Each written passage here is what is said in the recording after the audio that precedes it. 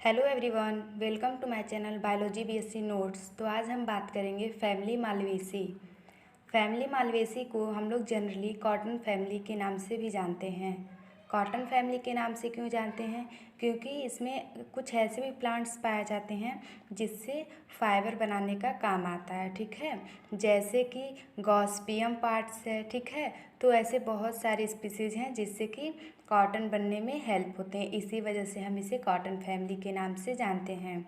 तो आइए पहले हम इसका क्लासिफिकेशन देख लेते हैं। तो ये किंगडम प्लांटी में पाया जाता है। क्लास है इसका मैंग्लियोप्सिडा। ऑर्डर है मालवेस। फैमिली है मालवेसी। और स्पीसीज है रोजा साइनेसिस। ठीक, अब हम एक एक करके इसका वेजिटेटिव स्ट्रक्चर पढ़ेंगे। तो पहले आइए देखते हैं हम इसके हैबिटेट के बारे में। तो इसमें बहुत सारे हैबिटेट ऐसे आते हैं जो कि एवरग्रीन होते हैं, हर्बेसियस होते हैं। ठीक, तो आपको पता है हर्बेसियस क्या होता है? तो हर्ब प्लांट्स, जैसे कि छोटा सा पौधा तुलसी का ले लीजिए, ठीक। और कुछ आते हैं सर्ब। सर्ब मतलब मीडियम प्लांट्स। और एक होते हैं ट्री। ट्री मीन्स जो सबसे बड़े पेड़ होते हैं, ठीक है। तो अब इसका हैबिटेट देखते हैं। The plants are generally herb, malva, sida, urena. जो प्लांट्स क्या होते हैं? हर्ब होते हैं। क्या कौन कौन से हैं? मालवा है, सीडा है और यूरिना है। अब बात करेंगे हम सर्ब्स की। तो सर्ब्स में कौन कौन है? हैबिस्कस है and few trees Gossypium parts. तो जो हब में से आते हैं वो क्या है? मालवा है, सीडा है, यूरिना है। और सब में जो प्लांट्स आते हैं तो वो आपके हो गए हैबिस्कस। हैबिस्कस मीन्स गुड़हल। ये सब आपके हो गए श्रब प्लांट। तो श्रब में क्या होता है? जो प्लांट होते हैं वो मीडियम में होते हैं। अब हम बात करेंगे इसके रूट की। तो इसका जो रूट होता है वो टेप रूट होता है और ब्रांच्ड होता है। तो आप गुड़हल को जनरली देखेंगे, उसके पौधे को, वो क्या होता है? उसमें टैप रूट पाया जाता है और उसमें बहुत सारे ब्रांचेस निकले होते हैं। तो ये हो गया आपका रूट के बारे में। अब हम देखेंगे स्टेम। तो इसका स्टेम कैसा होता है? इसका स्टेम होता है हर्बेसियस, मालवा और वुडी, हैबिस्कस, ब्रांच्ड, इरेक्ट और स्प्रेडिंग। तो इसका स्टेम होता है हर्बेसियस जो कि मालवा में पाया गया है। वुडी मतलब लकड़ी मिलता है, ठीक है। लकड़ी उसमें होता है हैबिस्कस में, गुड़हल के प्लांट्स में। ब्रांच्ड होता है, इरेक्ट मतलब सीधा होता है और स्प्रेडिंग होता है। जो उसके ब्रांच्ड होते हैं वो कैसे होते हैं? बहुत ज़्यादा फैले हुए होते हैं। तो ये हो गया उसके स्टेम के बारे में। अब हम देखेंगे लीव्स। तो जो इसका लीव्स होता है यानी पत्ता, वो कैसा होता है? अल्टरनेट होता है। मतलब एक लेफ्ट साइड से निकलेगा तो आगे चल के वो कुछ दूर पे राइट साइड में निकलेगा। ऐसे होता है अल्टरनेट प्लांट। पेटियोलेट में से इसमें डंठल पाए जाते हैं। स्टिप्यूलेट मतलब क्या होते हैं? पत्ते के पास से छोटे छोटे पत्ते निकले होते हैं। सिंपल होते हैं। इंटायर और पेलमेटली डिवाइड और लोड मतलब लोड होते हैं। मार्जिन में भी एसिरेट। आप गुड़हल के पत्ते को ले लीजिए, उस पर देखिए जो उसका मार्जिन होगा वो साफ दिखेगा। और मल्टी कॉस्टेट रेटिकुलेट वेनेसन, उसका वेनेसन कैसा होगा? रेटिकुलेट। अब हम देखेंगे इसका फ्लोरल कैरेक्टर। तो इनफ्लोरेसेंस का फ्लोरल कैरेक्टर क्या होगा? तो ये होता है सॉलिटरी एक्जिलरी। हैबिस्कस में आप देखेंगे वो कैसा होता है? Solitary terminal. सॉलिटरी क्या होता है? जो कि लीफ के एक्सिस से एक फ्लावर निकलता है, उसे हम लोग सॉलिटरी एक्जिलरी कहते हैं। टर्मिनल होते हैं और रेसिम होते हैं। तो अब हम देखेंगे इसके फ्लावर के बारे में। तो इसका फ्लावर जो होता है पेडिसिलेट होता है, मतलब उसमें डंठल पाए जाते हैं। ब्रैक्टिएट होता है, ब्रैक्टियोलेट होता है in the form of epicalyx.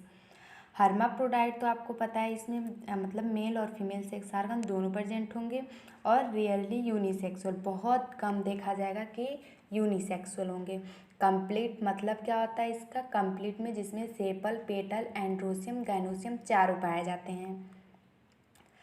एक्टिनोमार्फी क्या होता है? जिसमें कि हम इसको डिवाइड करेंगे तो ये दो सेक्शन में डिवाइड हो जाएंगे, पेंटामेरस और हाइपोगाइनस।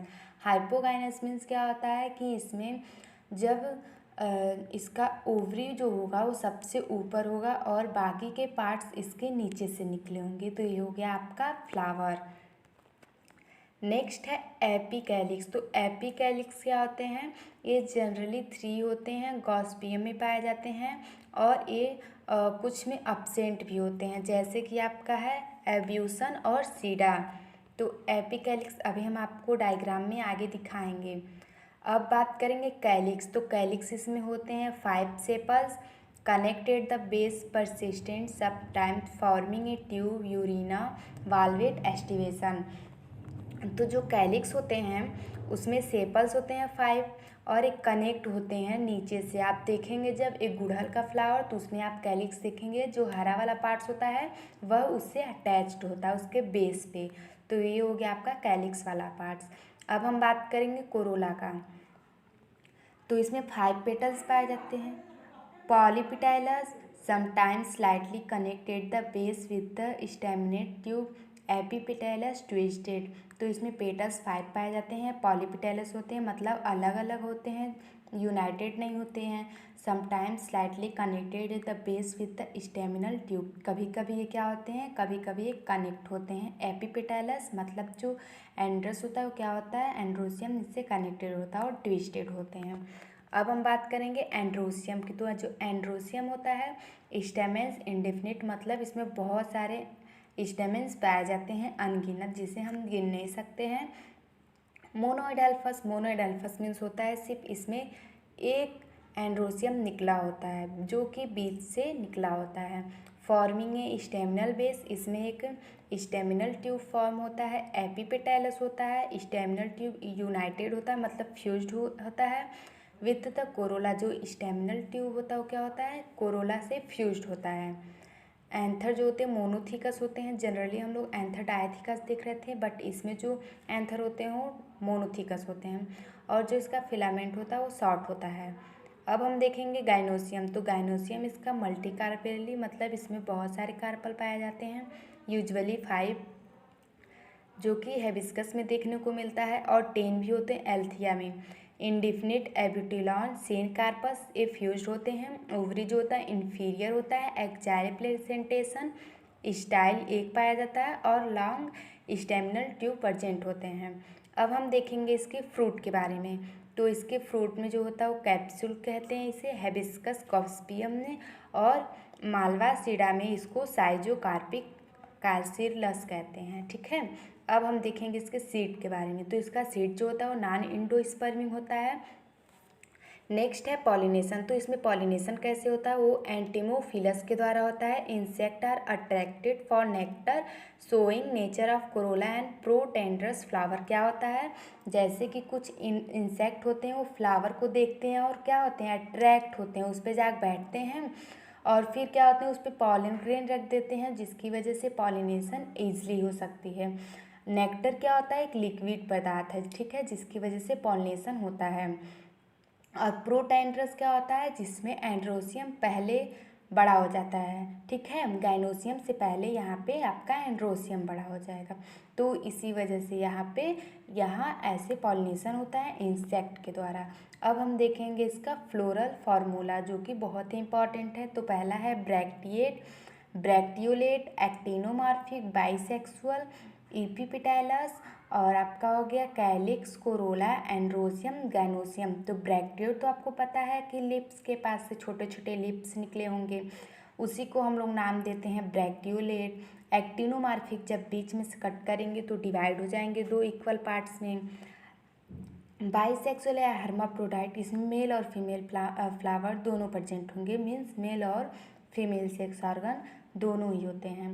और इपीपेटाइलस, इपीकैलिक्स भी कह सकते हैं। इपीकैलिक्स क्या होता है, इसमें 7 इपीकैलिक्स प्रेजेंट होते हैं। कैलिक्स क्या होता है, 5 होते हैं जो कि आपस में फ्यूज्ड होते हैं। कोरोला जो होते हैं वो पॉलीपेटाइलस होते हैं, फ्यूज नहीं होते हैं, ये देखिए इसीलिए इसे ब्रैकेट में नहीं लिखे हैं। जो एंड्रोसियम होते हैं वह इनफाइनाइट होते हैं, इसी वजह से हम लोग इसे गिन नहीं सकते हैं।